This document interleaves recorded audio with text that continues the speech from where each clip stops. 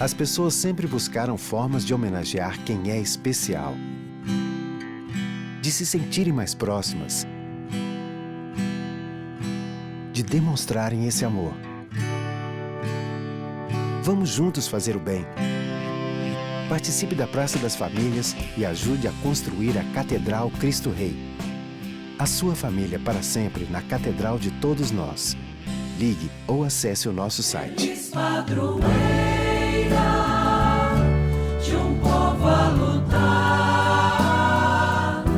a gente mineira te quer exaltar, não só lá na serra. Amado irmão, amada irmã, saúde e paz. Estamos percorrendo o caminho do ano da misericórdia. Um caminho percorrido para aprendermos a lição da misericórdia. Somos chamados a ser misericordiosos como Deus, nosso Pai, é misericordioso para conosco. O Papa Francisco nos lembra que nós precisamos, para conquistar a paz, vencer a indiferença. E comenta que a primeira forma de indiferença na sociedade humana é a indiferença para com Deus, da qual deriva também a indiferença para com o próximo e para com a criação. Trata-se de um dos graves efeitos de um falso humanismo e do materialismo prático, combinados com um pensamento relativista e nihilista.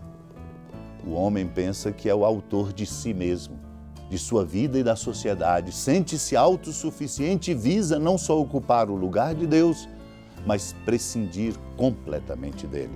Consequência é pensar que não deve nada a ninguém, exceto a si mesmo, e pretende ter apenas direitos.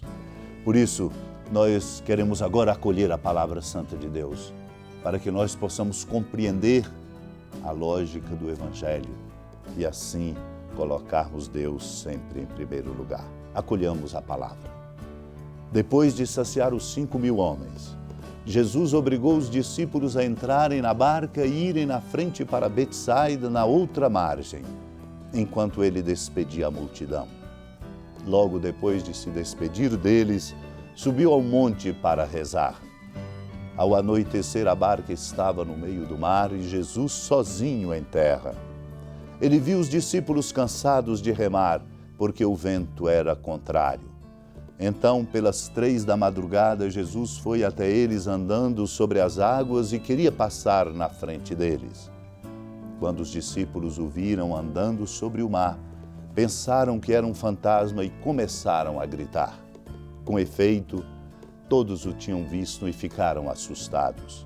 Mas Jesus logo falou: coragem, sou eu, não tenhais medo. Então subiu com eles na barca e o vento cessou. Mas os discípulos ficaram ainda mais espantados porque não tinham compreendido nada a respeito dos pães. O coração deles estava endurecido.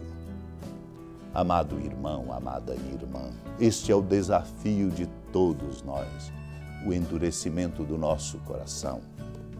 A indiferença, recordemo-nos, é um veneno terrível que endurece o nosso coração.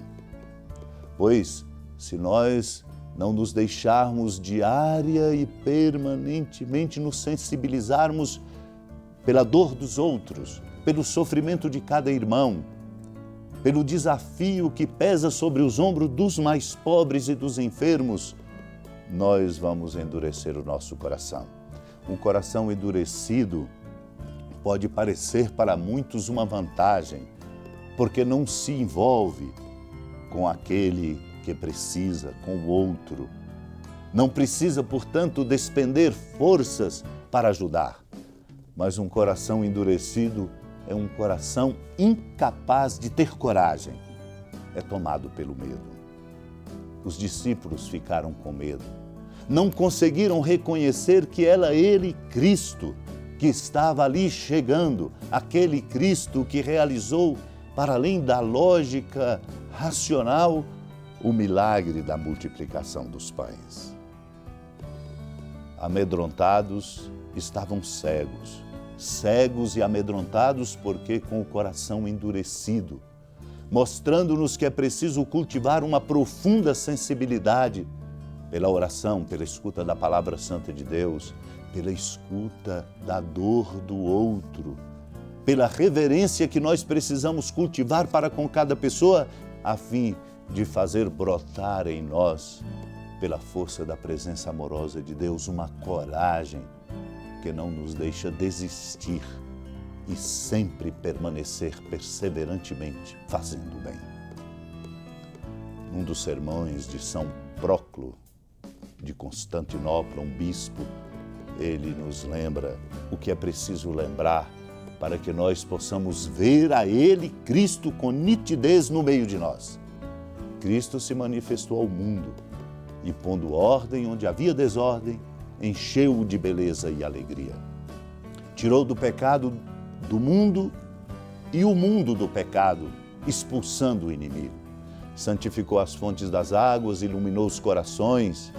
Aos milagres que ele fez, acrescentou milagres ainda maiores.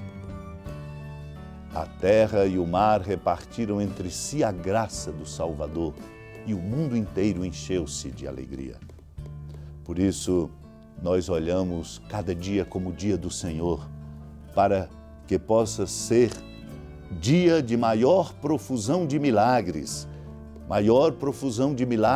que toda a solenidade. De fato, quando nós celebramos há pouco a festa do nascimento do Salvador, a terra e o céu se alegravam. Mas nós também somos chamados, quando Deus se manifesta de muitas maneiras, em teofanias, isto é, em manifestações, nós somos chamados a nos deixar tocar no coração para que a sensibilidade dessa presença amorosa não permita o endurecimento do coração, porque recebemos a bênção santificadora de Deus. Por isso, quando nós celebramos a festa da Epifania, apresentando uma criança frágil, atestando nossa imperfeição, nós devemos nos encher de alegria. Uma festa em que vemos um homem perfeito que de modo velado nos manifesta a perfeição daquele que procede do ser perfeito. O rei vestia a púrpura do corpo humano. Agora as águas do batismo mostram a ele na sua beleza e na sua identidade de Deus, Filho de Deus, nosso Salvador. São Proclo diz: considerai, pois, e vede estes novos e estupendos milagres, o sol da justiça que se banha no Jordão, o fogo mergulhado na água, Deus santificado pelo ministério de um homem. É a criação inteira louvando e agradecendo, dizendo a Ele, Cristo, bendito que vem em nome do Senhor, em todo o tempo, que Ele venha.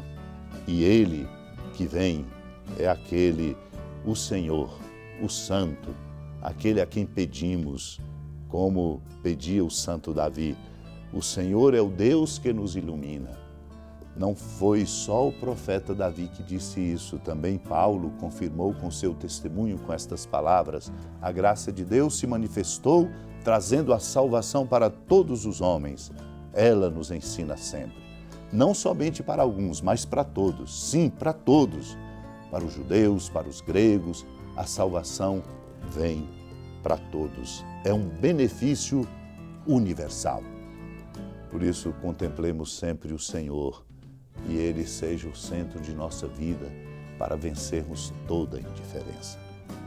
Pela intercessão da Mãe de Misericórdia, a Mãe da Piedade, vamos colocar no coração de Deus agora, confiantes nesta comunhão bonita que vivemos, nossas súplicas e nossas preces. Senhora da piedade, Mãe Virgem do Cristo Deus. Lembrai-vos, ó piedosíssima Virgem Maria, que nunca se ouviu dizer que alguém daqueles que, tendo recorrido à vossa proteção, implorado a vossa assistência e reclamado o vosso socorro, tenha sido por vós desamparado.